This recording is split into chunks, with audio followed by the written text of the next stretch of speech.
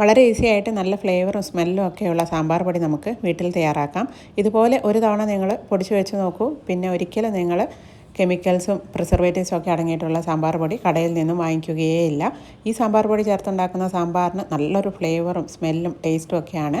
ഇതിനായിട്ട് കുറച്ച് ചേരുവകളൊന്ന് റോസ്റ്റ് ചെയ്തെടുക്കണം. ആദ്യം തന്നെ എടുത്തിരിക്കുന്നത് 1/4 കപ്പ് തോരപ്പരിപ്പാണ്. 1/4 കപ്പ് കടലപ്പരിപ്പ് വേണം.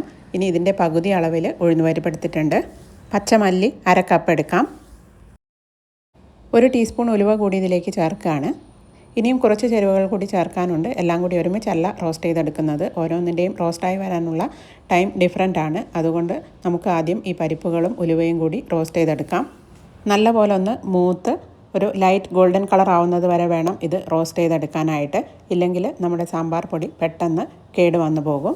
ഇത് മൂത്തിട്ടുണ്ട്. ഇനി ഇത് ചൂടാറാനായിട്ട് മാറ്റി വയ്ക്കാം. ഇനി ഇതേ പാനിലേക്ക് തന്നെ നമ്മളെടുത്ത് വെച്ചിരിക്കുന്ന മല്ലി ചേർത്ത് കൊടുക്കാം. മല്ലി നല്ലപോലെ റോസ്റ്റായി നല്ലൊരു സ്മെല്ല് വന്ന് തുടങ്ങും. നമ്മൾ കയ്യിൽ ഇതുപോലെ എടുത്ത് പൊട്ടിച്ച് നോക്കുമ്പോൾ പൊട്ടി വരുന്ന ആ സമയത്ത് നമുക്കിതും പാത്രത്തിൽ നിന്നും മാറ്റാം. ഇനി വേണ്ടത് മട്ടയരിയാണ്. നമ്മുടെ സാമ്പാറിന് നല്ലൊരു കൊഴുപ്പ് കിട്ടാനായിട്ടാണ് മട്ടയരി ചേർക്കുന്നത്. 1/4 കപ്പിൻ്റെ ഒരു 1/4 ഭാഗത്തോളം എടുത്തിട്ടുണ്ട്. ഇതിലേക്ക് തന്നെ നമുക്ക് വറ്റൽമുളകും കൂടി ചേർക്കാം. 8-9 വറ്റൽമുളക് എടുത്തിട്ടുണ്ട്. ഇതിൻ്റെ ഒപ്പം തന്നെ കാശ്മീരി മുളകും കൂടി എടുത്തിട്ടുണ്ട്, നല്ലൊരു കളർ കിട്ടാനായിട്ടാണ്.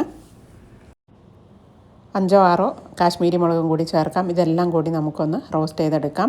ഈ അരി പൊട്ടി തുടങ്ങുന്നത് വരെ വേണം റോസ്റ്റ് ചെയ്തെടുക്കാനായിട്ട്. മുളകും മൂത്ത് നല്ല ഒരു സ്മെല്ലൊക്കെ വന്നു തുടങ്ങും. അതും ചൂടാറാനായിട്ട് മാറ്റി വെച്ചിട്ടുണ്ട്. ഇനി വേണ്ടത് കറിവേപ്പിലയാണ്. നന്നായിട്ട് കഴുകി വെള്ളമൊക്കെ കളഞ്ഞെടുത്ത കറിവേപ്പിലയാണ് എടുക്കേണ്ടത്. ഇത് ക്രിസ്പിയായി വരുന്നത് വരെ ഒന്ന് റോസ്റ്റ് ചെയ്തെടുക്കാം. കയ്യിലെടുത്ത് ഇതുപോലെ പൊടിച്ച് നോക്കുമ്പോൾ പൊടിഞ്ഞ് കിട്ടണം. ഈ സമയത്ത് നമുക്കിതും ചൂടാറാനായിട്ട് മാറ്റി വയ്ക്കാം. കട്ടക്കായം നിങ്ങളുടെ കയ്യിലുണ്ടെങ്കിൽ 1 പീസ് കട്ടക്കായം ചൂടാക്കി ഇതിലേക്ക് ചേർക്കാവുന്നതാണ്.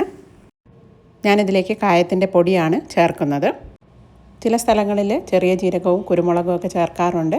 അങ്ങനെ ചേർക്കുന്നവരാണെങ്കിൽ ഓരോ ടേബിൾ സ്പൂൺ വീതം ചെറിയ ജീരകവും കുരുമുളകും കൂടി നന്നായിട്ട് റോസ്റ്റ് ചെയ്ത് ഇതിലേക്ക് ചേർക്കാവുന്നതാണ്. ഞാനിപ്പോൾ അതൊന്നും ചേർക്കുന്നില്ല. നല്ലപോലെ ചൂടാറിയതിന് ശേഷം നമുക്കിത് പൊടിക്കുന്ന ജാറിലേക്ക് ഇട്ട് നല്ല സ്മൂത്തായിട്ട് പൊടിച്ചെടുക്കാം. പൊടിച്ചെടുക്കുന്ന സമയത്ത് ഇതിലേക്ക് 1 ടീസ്പൂൺ മഞ്ഞൾപ്പൊടി ചേർക്കുകയാണ്. 2 ടീസ്പൂൺ കായത്തിൻ്റെ പൊടി കൂടി ചേർക്കുകയാണ്. ഇതെല്ലാം കൂടി ഒന്ന് സ്മൂത്തായിട്ട് പൊടിച്ചെടുക്കാം. പൊടിക്കുന്ന ജാറില്ല എന്നുണ്ടെങ്കിൽ മിക്സിയുടെ ചെറിയ ജാറിലിട്ട് 2-3 പ്രാവശ്യമായിട്ട് പൊടിച്ചെടുത്താലും മതി. അപ്പോൾ ഇതാ നല്ല സ്മൂത്ത് പൗഡറായിട്ട് ഞാനിത് പൊടിച്ചെടുത്തിട്ടുണ്ട്. ഇനി ഇത് നന്നായിട്ട് ചൂടാറിയതിന് ശേഷം വേണം ഒരു എയർ ടൈറ്റ് കണ്ടെയ്നറിലേക്ക് മാറ്റാനായിട്ട്. ഇതൊരു 2 മാസം വരെയൊക്കെ കേടാകാതെ പുറത്ത് തന്നെ വയ്ക്കാവുന്നതാണ്. വെള്ളത്തിൻ്റെ അംശമൊന്നും ഇല്ലാത്ത ബോട്ടിലിൽ വേണം ഇത് സ്റ്റോർ ചെയ്ത് വെക്കാനായിട്ട്. അതുപോലെ തന്നെ നന്നായിട്ട് ചൂടാറിയതിന് ശേഷം വേണം ബോട്ടിലേക്ക് മാറ്റാനായിട്ട്. ഇല്ലെങ്കിൽ ഈ സാമ്പാർ പൊടി പെട്ടെന്ന് കേടുവന്നു പോകും. കൂടുതൽ ക്വാണ്ടിറ്റി ഒന്നിച്ച് പൊടിച്ച് വയ്ക്കാതെ കുറേശ്ശെ ഓരോ മാസത്തേക്കൊക്കെ പൊടിച്ച് വയ്ക്കുന്നതാണ് എപ്പോഴും നല്ലത്. ഇല്ലെങ്കിൽ കുറേ ദിവസം കഴിയുമ്പോഴേക്കും ഇതിൻ്റെ ഫ്ലേവറും ടേസ്റ്റും ഒക്കെ കുറഞ്ഞു വരും. കൂടുതൽ അളവിൽ പൊടിച്ച് വയ്ക്കുന്ന സമയത്ത് ഫ്രിഡ്ജിൽ വയ്ക്കുന്നതാണ് എപ്പോഴും നല്ലത്. നിങ്ങളും ഇത് ട്രൈ ചെയ്ത് നോക്കുമല്ലോ. ട്രൈ ചെയ്ത് നോക്കിയിട്ട് നിങ്ങളുടെ ഫീഡ്ബാക്കൊക്കെ കമൻറ്റ് ബോക്സിലിടണേ.